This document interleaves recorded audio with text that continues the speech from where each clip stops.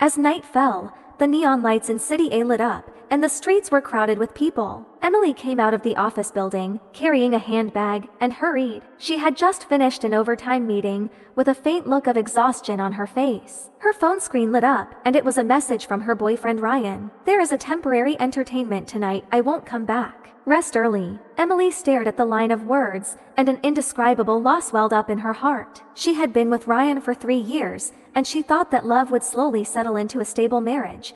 But now, Ryan was busy with his career, getting together less and more, and the temperature of meeting was getting lighter and lighter. She was even a little afraid. Was there only a superficial connection between the two? At this moment, a familiar black sports car stopped in front of her. The window rolled down, revealing an angular face. "Get in the car." The low voice carried an irresistible force. Emily was stunned. "Adrian?" "That's right." The driver was Ryan's younger brother, Adrian. Unlike Ryan's gentle and restrained personality, Adrian always had a dangerous aura on him. He was 3 years younger than Ryan, but he had inherited another family company early, and his wrists were ruthless and rumors kept coming. Most importantly, he never hid his gaze at Emily. That naked desire made her dare not look directly at him every time.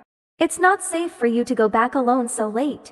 His tone was cold, but his eyes were burning. "I'll send you." Emily hesitated for a moment, but still opened the door and sat in. The car was filled with a faint fur aroma, which was different from the usual light cologne in Ryan's car, and it was very hot. The car drove into the night, and the lights flashed by outside the window. Emily stared ahead, not daring to look at him. "You and Ryan haven't been going well recently, have you?" Adrian suddenly said. Emily's heart trembled. "What are you talking about?" "You know what I mean." He turned his head, his eyes sharp as if he could see through her heart. Emily bit her lip and didn't speak. Indeed, the distance between her and Ryan was getting farther and farther, but she didn't want to discuss it with Adrian. "Don't lie to yourself," Adrian sneered. "No matter how busy he is with work, has he ever asked you how it feels to walk alone on the street late at night? Have you ever thought about how you feel about coming home alone?" "Enough." Emily looked up, her voice trembling. "This is about me and Ryan, nothing to do with you." The air was so heavy that it was suffocating. Adrian suddenly braked, and the car stopped on the edge of a dark street. He leaned closer, his breath pressing. "How could it have nothing to do with me?" His voice was low and hoarse, with a hint of loss of control. "Emily, I have endured for a long time."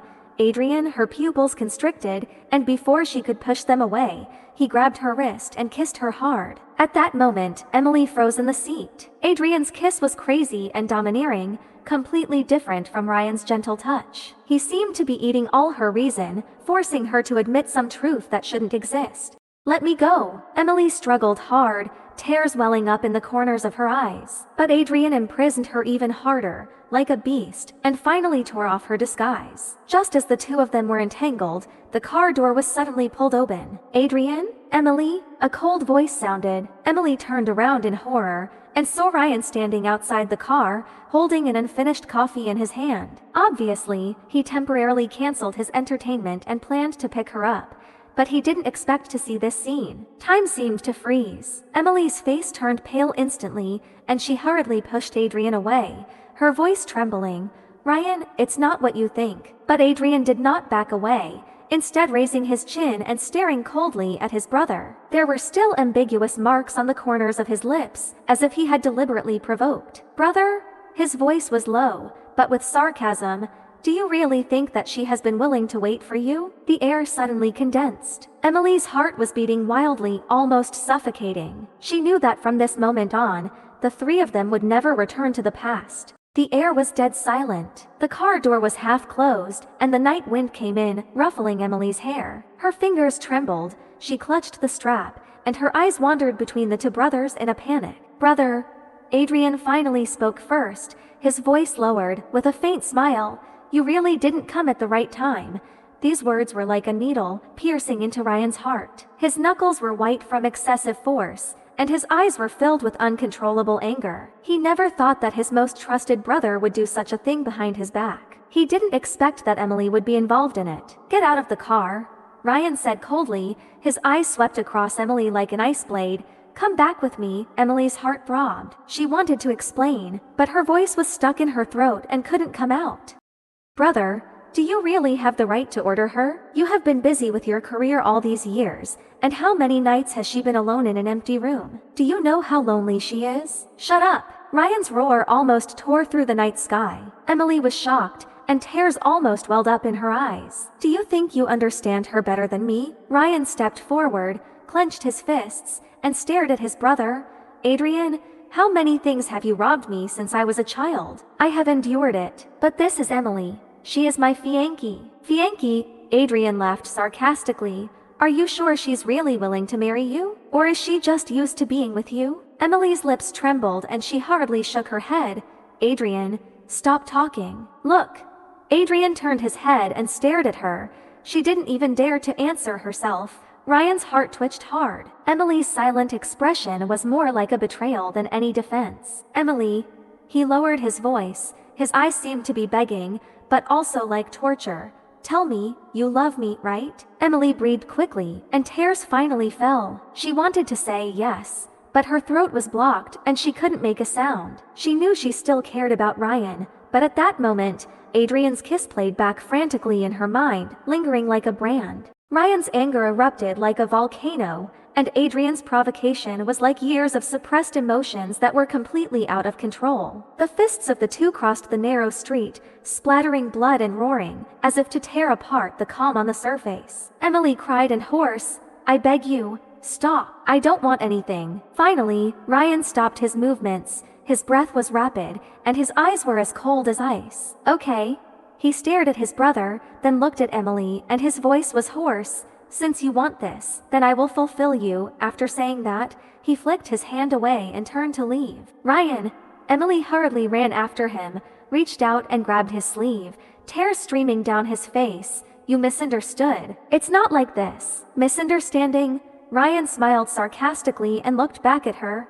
Emily, it was me who misunderstood. I mistakenly thought that this relationship could still last. In a word, it was like a knife that cut her heart. Ryan shook off her hand and disappeared into the night without looking back. Only Emily was left sitting on the ground, crying almost suffocated. Adrian stood not far away, his chest heaving violently, his eyes complicated. He thought he had got everything he wanted, but looking at Emily's desperate eyes, he suddenly felt an indescribable palpitations. This is not a victory, but a complete rip.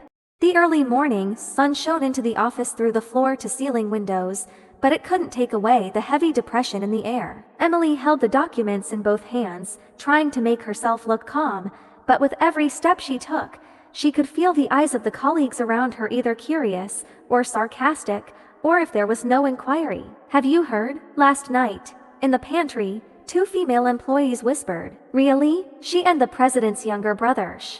Be quiet. It's troublesome if she hears it. Emily stopped. Her fingers clenched the documents stiffly. Those whispers were like sharp knives, cutting into her heart one by one.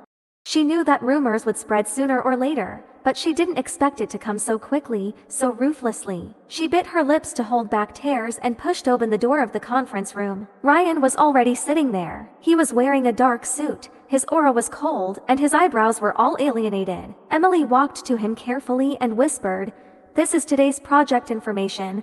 Put it down." Ryan didn't lift his head. In just 2 words, it was extremely cold. Emily's hands were frozen in the air, and his heart was like a needle. In the past, no matter how busy he was, he would look at her and say hard work in a soft voice. But now, his voice was like 1,000 mountains and rivers, and it was so cold that it made people shiver. She wanted to explain, to say that it wasn't her fault that night, but Ryan's cold eyes made her unable to say a word. When the meeting started, Adrian arrived late. There was a faint smile on the corner of his mouth. His eyes swept through the crowd and finally stopped on Emily. At that moment, his eyes were provocative and fiery, as if he was deliberately announcing something. "Mr. Adrian, please pay attention to the discipline of the meeting." Ryan's voice was cold and angry, with a suppressed anger. Adrian smiled lightly. "Sorry. I just confirmed some plans with the design department." Everyone lowered their heads and pretended to be busy. No one dared to interrupt. But the smell of gunpowder in the air was so strong that it was suffocating.